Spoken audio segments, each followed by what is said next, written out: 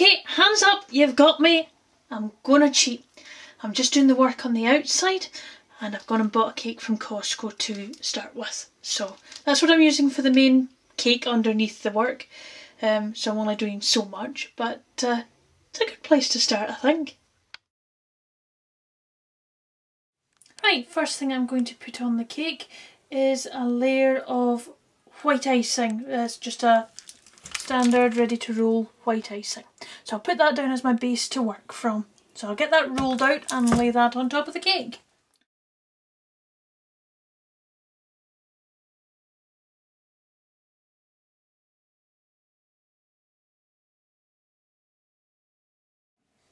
Right, all I've done is put down some icing sugar to stop it sticking and rolled it out nice and thinly.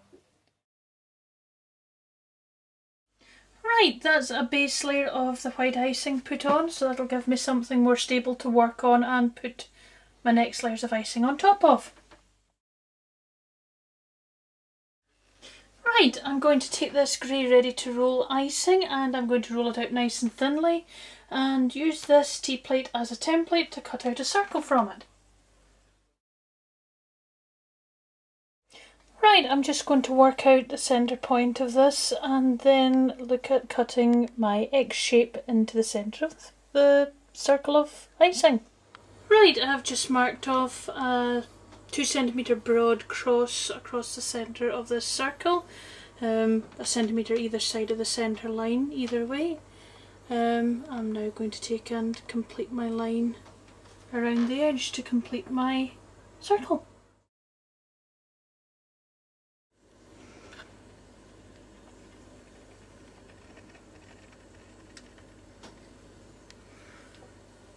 So just cutting out the different quadrants from the circle and lifting those out. Right, that's me cut out those quadrants. Now I'm going to lay this aside and come out with my backing colour. Right, I'm going to follow the same process as I originally started with the grey with this one, of rolling it out thinly and using that same template of the tea plate to cut out a circle again.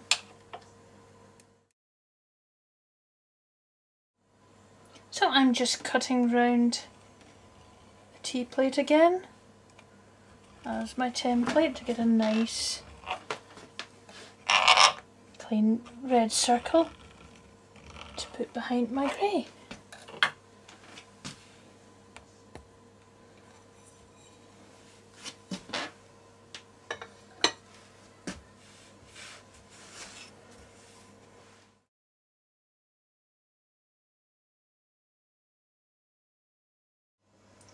Right, I'm just going to take a bit of water now and just damp the edges of the grey down just to give it a slightly stickier edge. So hopefully the red sits on it quite nicely and holds together.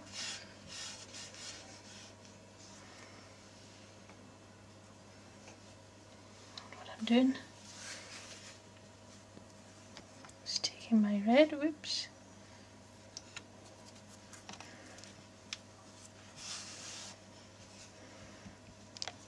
taking the red and sliding it on at the back. Doesn't matter if it doesn't quite go on perfectly, because the whole idea is that you're only seeing it from behind the grey.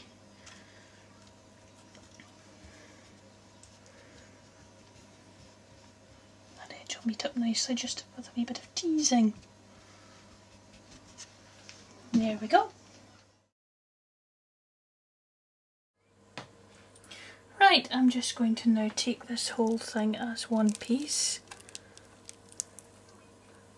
lift up, position it on top of the cake, just start pulling it gently into position. I'm going to take a little bit of a damp knife and just smooth off some of the edges within the cross. Back shortly. Right, that's the edges smoothed down with a damp finger and the back of a damp knife. So I'm going to pop this aside now and let it dry off and harden.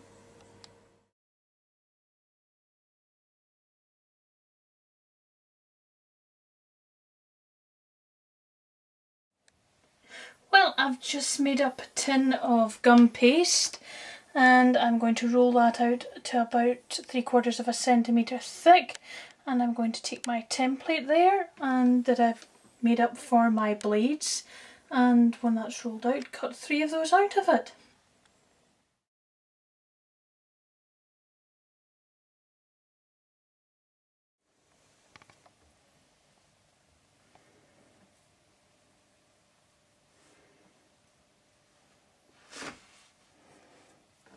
Just taking and marking this out first. I can always cut deeper afterwards, but just getting this marked out as to where it fits.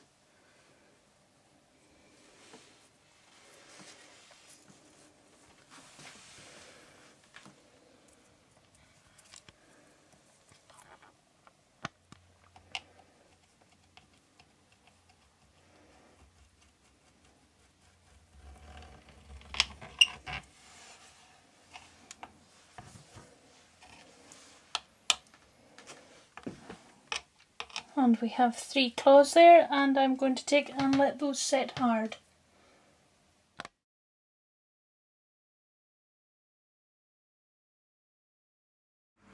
Right, I'm just about to spray these Wolverine claws with some Dr. Oetker Shimmer Spray Silver colour. So let's see how this goes. It's the first time I've used this.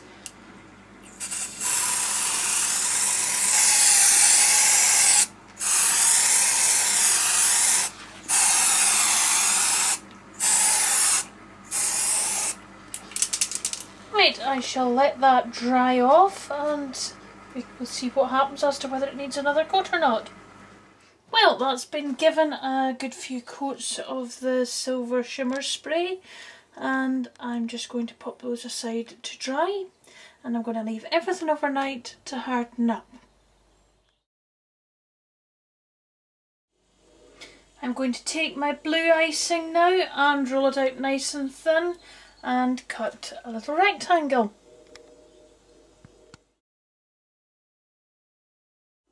Right, that's the rectangle cut out of the blue icing. I'm going to put that aside now, and I'm going to roll myself out some yellow icing, nice and flat.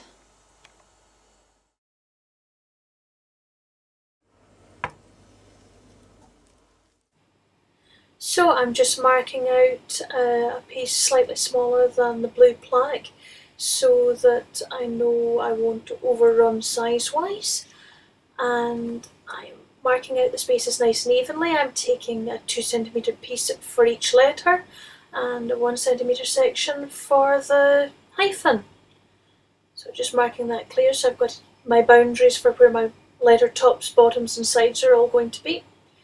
Marking out the letter first nice and clearly, then taking and slicing it out, just trying to basically take the rectangular shape and cut out the little sections to make the letters, keep it nice and straight like the X-Men text is, and just slide them over gently, trying to keep the shapes intact. The M was a bit more awkward because of the sharper points involved, but it's just a matter of taking time and keeping it nice and smooth and sliding it over there. The hyphen, that's a nice easy one. That's makes you feel good getting that one right. And the X is a bit more tricky. It's started with the top and bottom triangles and gently trying to slide them out, and then onto the side pieces afterwards, once you've got your base structure there. But look, it's a K. We could have K-Men, but no, we want X-Men, so I'll start the one on the other side as well. But the nice thing with the firm text is it's easy enough to keep straight, so it's just following it smoothly. Well, that's those letters positioned now onto the blue plaque, and I'm going to let that set up and harden up for a wee while now.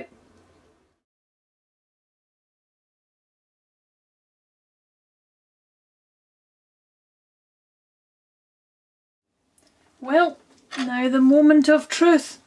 Time for implantation of adamantium claws.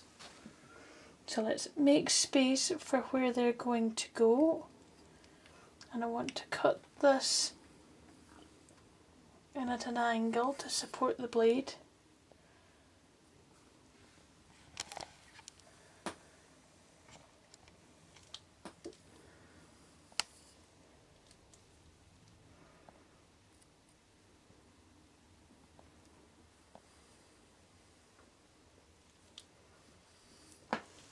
Right, I'm making that reasonably deep so that the blades sit in nicely.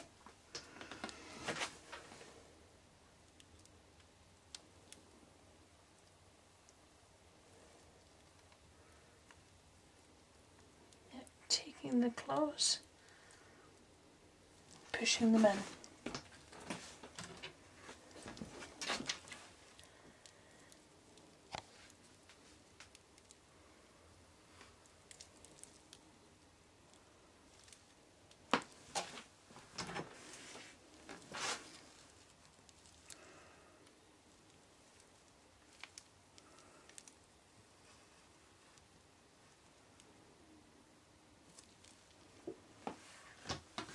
And we have our Wolverine claws in situ.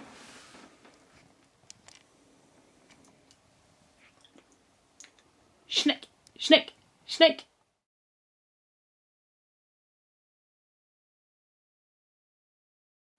Oh, just preparing the space with a bit of water just to help the X-Men logo stick in place.